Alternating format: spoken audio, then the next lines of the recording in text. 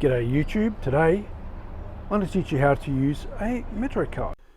First of all, find a metroCARD recharge machine. There should be one at every train station. Then you want to insert your card into the slot, do it properly, unlike I did. They've already got concession fare there, but I wanted to buy a concession 14-day pass for $35.80, which was that one, and then pay for it with a bank card without a receipt. Then I swiped the card, or tapped the card. It processed very quickly. I took the card out at that point just to make sure that the 14-day concession pass was there. It was there and the original amount wasn't touched.